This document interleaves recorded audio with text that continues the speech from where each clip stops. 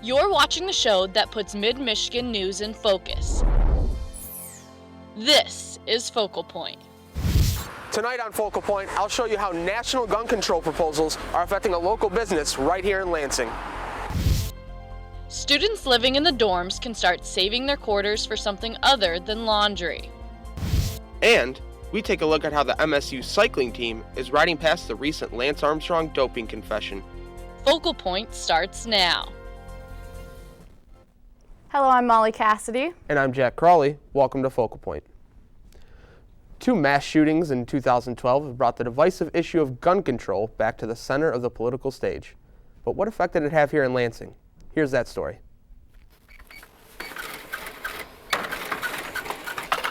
Yvonne Evanoff-Joseph owns Classic Arms Company, a gun store in Lansing.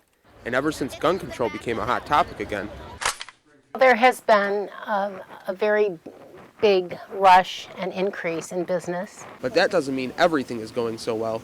Can't find any ammo! There are scarcities on ammunition. Evanoff-Joseph strives to ensure that her store does everything by the book. There isn't one firearm that goes out of this establishment that hasn't had the proper check done on it. From Michigan's capital to the nation's capital, both gun rights and gun control advocates are seeking solutions to the issue at hand. That means passing serious laws that restrict the access and availability of assault weapons and magazine clips. It was the December massacre at Sandy Hook Elementary in Newtown, Connecticut that prompted President Obama to take action and call upon Congress to make changes that he is unable to through executive order. We are serious about universal background checks. It means that we take seriously issues of mental health and school safety. I don't know what price point you're looking at. And while the recent uptick in sales has been good for Evanoff-Joseph, she's concerned about how the enactment of future legislation may affect her business. It's a shooting and hunting and outdoor sports store. So it could have a very devastating effect on this business. Only time will tell how things turn out for gun control advocates as well as gun stores such as Classic Arms. No official bills have been brought forth in Congress to this point, but Vice President Joe Biden has been campaigning for legislation to be put on the table soon. Well, another issue on the national scale comes home to Michigan. As the world of sports continues to push athletes to reach enormous heights, the toll it can take on those competing can have negative effects, like it did Lance Armstrong, who recently admitted to doping during his 7 Tour de France wins. Focal Point's Elliot Grandia has that story. In gyms and fields across the country, it's a familiar formula. Get higher, better, faster, stronger. And cycling is no different. In a sport that does not lack intensity, as MSU cyclist Paul Gregory knows firsthand. Deeper cuts, bruised bones. I have never broken a collarbone or anything like that, but it's pretty common. Gregory says lack of drive is even more rare. Do anything you can to be better. Which means pushing their bodies to the limit. And when that isn't enough, some turn to other forms of help, like Lance Armstrong did. In recent years, doping has plagued professional sports because when the benefit is really high and the risk is really low, so it's kind of like, why not? Unfortunately, those who dope are not only cheating themselves, but cheating the fans as well. Lance Armstrong is part of the reason I got into the sport. A man that seemed to defy the odds and the record books recently shook the nation with his doping confession. And I always denied that. I didn't think he did, but in the back of my mind, I was like, yeah, whatever, he did. Where in some sports, the payoff of doping is a little more evident. Mark McGuire, Sammy Sosa, Barry Bonds, all those different guys were jacked, and they were obviously doping on steroids. The outcome of doping in cycling isn't as apparent, and that's why this lying and cheating stung a little extra. He started to live strong. I guess it was eventually going to happen, and for him to think that he could get away with it forever is kind of stupid. Sports psychologist Daniel Gould said athletes shouldn't look to a superstar as their only means for inspiration. You shouldn't be doing sport just because somebody else is doing it or just because of some big trophy. And Gregory agrees. He's one person, and if you're motivating yourself from, like I said before, if one person's motivating you, then you should just look elsewhere. As for the cycling world, Gould had some pointers on how they can get back on track. First thing you do is come out and you give people the truth. You don't go hiding stuff. You don't pretend it doesn't exist. But for Gregory, it's back to training, so he can get better for this upcoming season. Not on the top step yet, but that's what I got this year. For Focal Point, I'm Elliot Grandia. The National Federation of Doping is teaming up with coaches and athletes across the country to improve athlete image and confidence in their abilities without the need to dope. The East Lansing community celebrated Martin Luther King Day with an annual march. Focal Point reporter Chris Ryan takes us there. Individuals unite. Everyone comes from a different background. Everyone's very diverse, has their own ways of thinking and their own walk of life. On Martin Luther King Day, we celebrate all that he did for our nation. Marches are used to bring things to people's attention that need to be changed. The Zeta Delta chapter of the Alpha Phi Alpha fraternity of Michigan State University led a march with students and public alike from the Michigan State Union over to here, Beaumont Tower, in honor of Dr. Martin Luther King Jr. We on the move now. Yes, we on the move. No amount of wind or snow could simmer down their spirits. It's very cold outside. Watch into the heat. Dr. King's words and wisdom continues to have a great influence in the lives of the young and the elderly. Speaker Dr. Lee June has been a part of this march since almost the beginning. Students really took up the momentum in the 1980s, but in 1990, the institution joined with students and made it a university-wide program. Dr. King's powerful memory only grows stronger after each annual march. It's even better, actually, I would say, which is why I guess I keep coming back. Dr. Lee June ends his speech with a few famous words. Free at last, free at last. Thank God Almighty, I'm free at last. But the march continues. Let us march on to victory. It is one. For Focal Point, I'm Chris Ryan. We hold the memory of Dr. Martin Luther King Jr. in our hearts as his fight for freedom continues. While we have a pretty good guess at how a college student's Super Bowl party goes, what about the professors?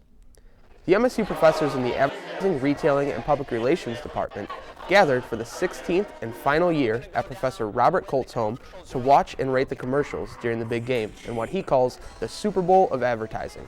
While they don't care as much about the game, it's serious business during the breaks.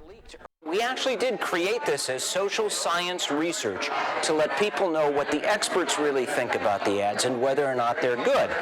Over time, we've got some tough critics in this crowd, and we've been harsh on some advertisers, and then others are just funny and good. Using the 5-point grading scale, 20 faculty members voted Tide as the best ad, followed by Skechers Shoes, the E-Trade Baby, Coca-Cola, Chase, and the Samsung Galaxy ad. Next year, the event moves to the Kellogg Center to accommodate more people. What were your favorites, Molly? Oh, I definitely have to go with the Doritos and the goat. That one was pretty hilarious, I'm not going to lie. I'd say my favorite was probably the Geico one with Dikembe Mutombo. Oh, yeah. That was pretty hilarious. Well, there's always hype around the Super Bowl and the ads, especially here on campus. So in this week's Sidewalk Survey, we talked to area residents to see what their favorite Super Bowl ad was. Focal Point's Elliot Grandia has the latest. Well, the Super Bowl has come and gone, and we know the real stars of the show weren't the Ravens, but the ads. So what was your favorite Super Bowl ad this year? My favorite Super Bowl ad was the Doritos dragged ad.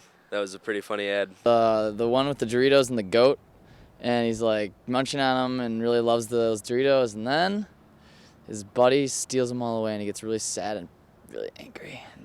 My favorite Super Bowl ad would probably have to be the Taco Bell one. I had no idea what was going on, and I had no idea why the music was in Spanish, but then in the end it all came together and it was really funny. The pistachio ad with Sai from Korea.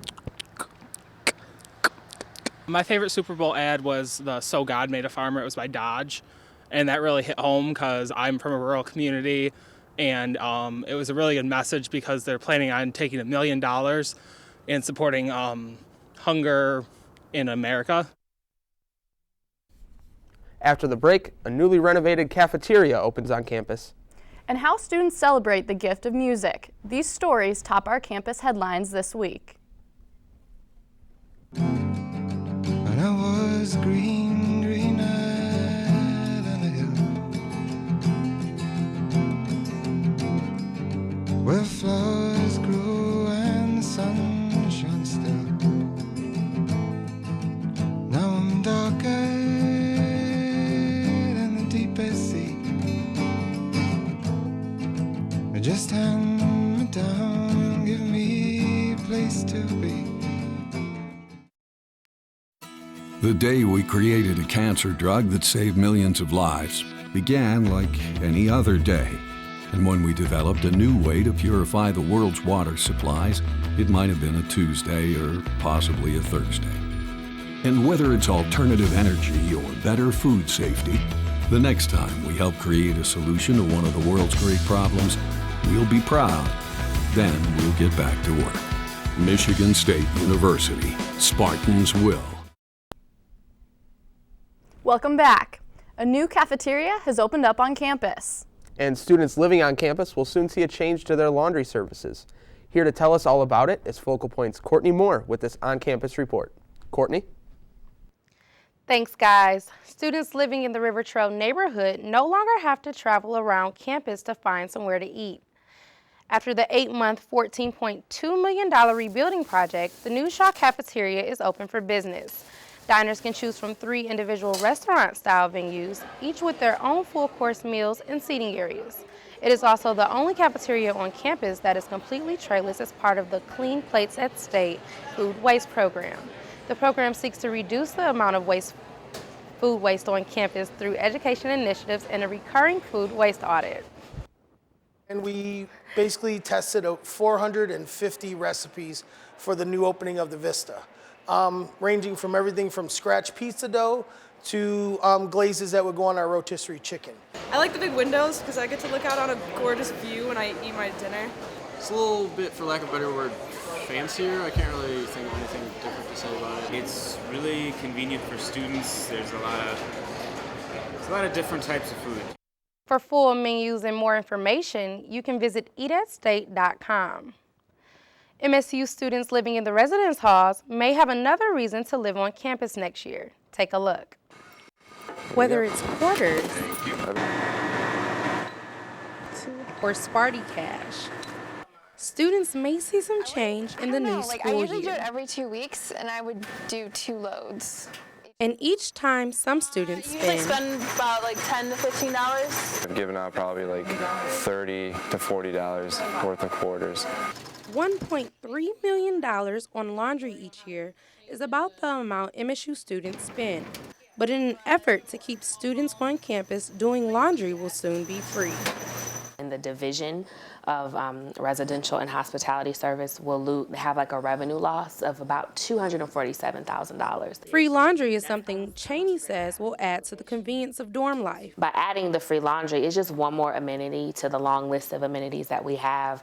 The university predicts that the average student spends about $90 per year on laundry.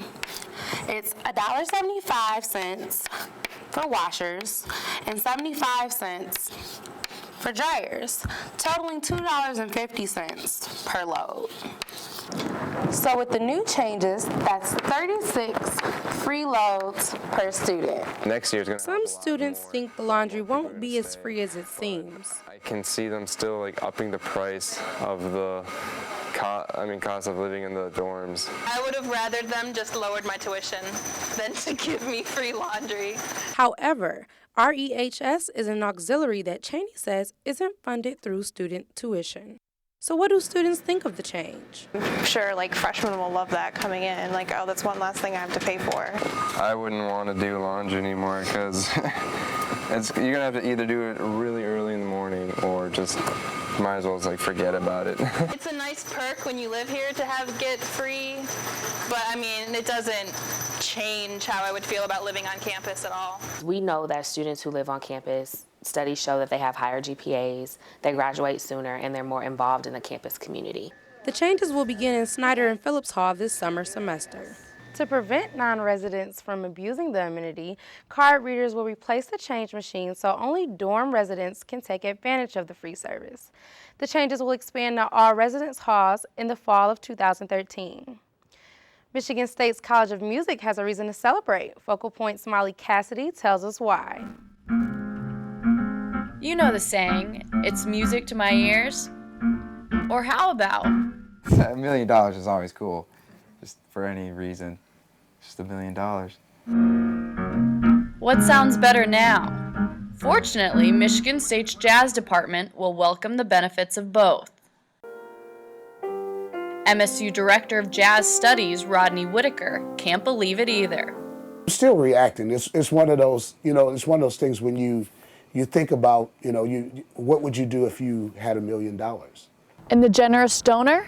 Well, they can be found right here on campus, the Michigan State Federal Credit Union. But this is the largest investment in the College of Music's history.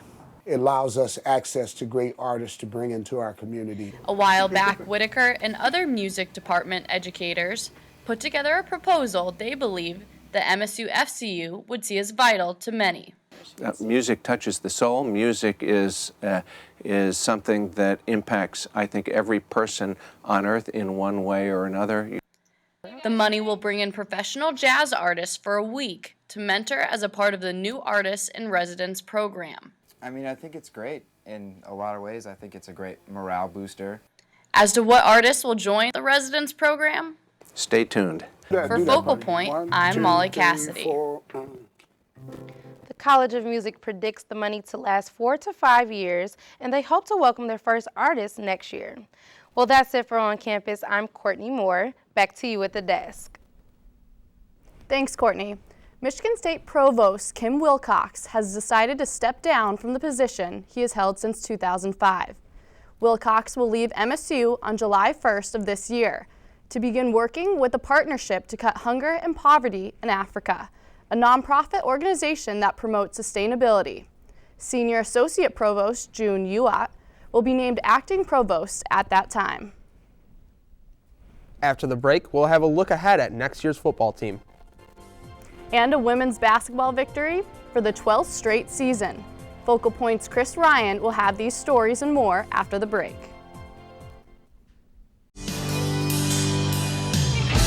They've been called leaders, lifesavers, and world changers. They're also called Spartans.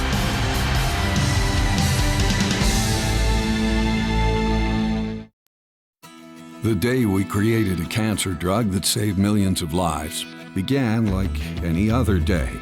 And when we developed a new way to purify the world's water supplies, it might have been a Tuesday or possibly a Thursday.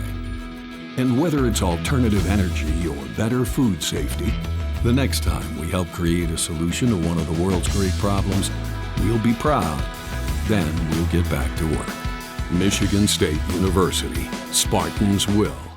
When I was greener than the hill, where flowers grew and the sun shone still.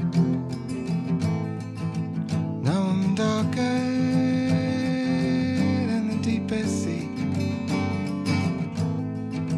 Just hand me down, give me a place to be.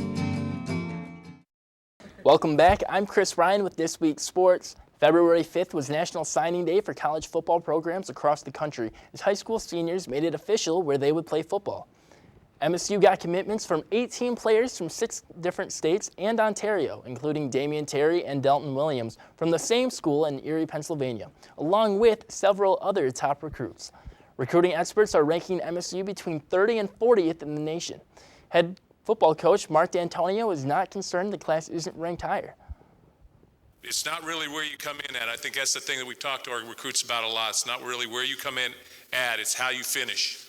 You know, I remember the 2007 class came in and 7 guys are playing in the NFL right now from that class. And it was a class that probably wasn't thought of as highly maybe coming in. It was their first year, but nevertheless made great progress. And A lot of guys in that class, B.J. Cunningham, Kirk Cousins, and those guys went on to win a lot of football games here and become the winningest, really the winningest class in Michigan State history.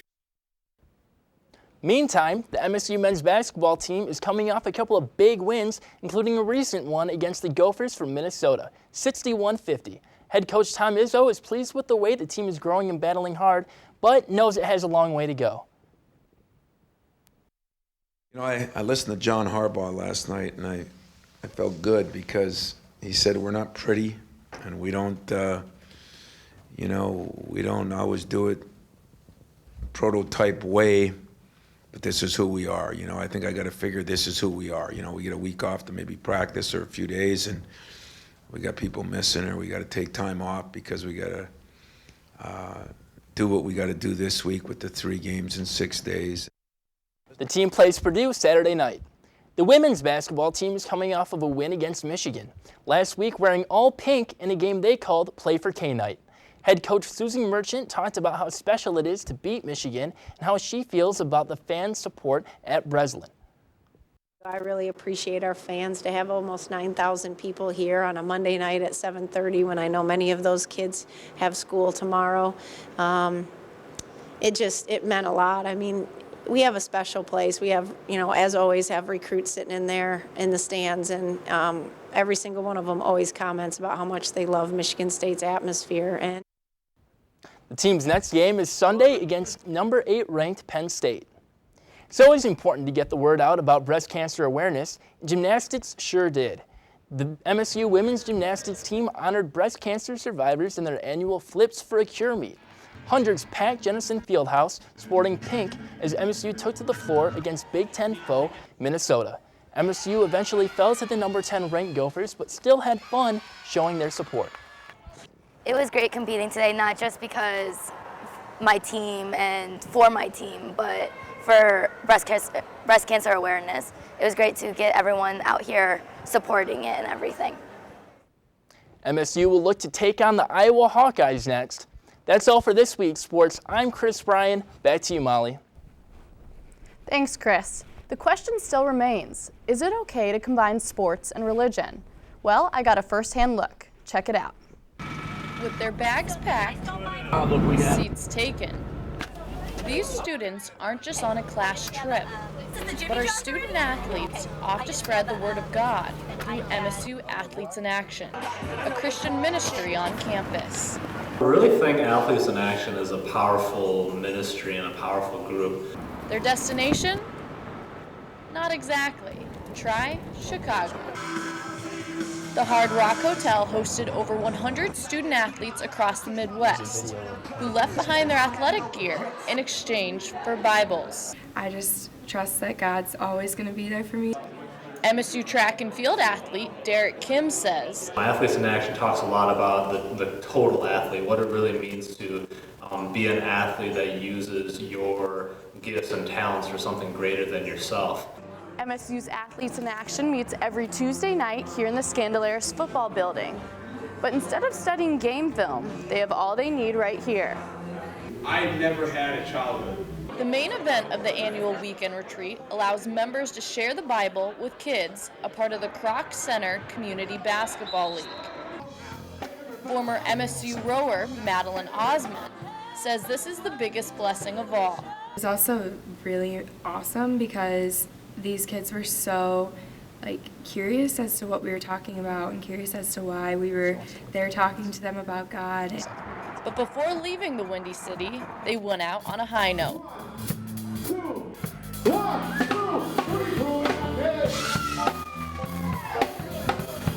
Now, I'm pretty sure those dance moves aren't taught at the Bible study, or at least I missed out when filming. But I don't know if people here in Michigan are dancing about this strange weather that we get year-round. I agree, and this last month has been no exception. Michigan weather never disappoints. From rampant rain to stacks of snow, this winter has been a wet one. Quick changes in temperatures mixed with plenty of precipitation has made for some sloppy sidewalks and roads. Students give their take on a winter wackier than the norm. It's weird, but it's Michigan, so I'm pretty used to it. Seems like warmer, but at the same time, I don't get why it gets so cold as well. It seems, definitely like nature can't make up its mind. And tomorrow I'll probably wear a t-shirt, that's how Michigan is. Make sure to check your forecast regularly, or Michigan will surprise with unseasonable weather. Let's hope Punxsutawney Phil is right about this early spring and end this nonsense. Absolutely. Well, that's our show for tonight. We leave you now with the sounds of the musical Sister Act that will be coming to MSU's Wharton Center this week. Have a good night.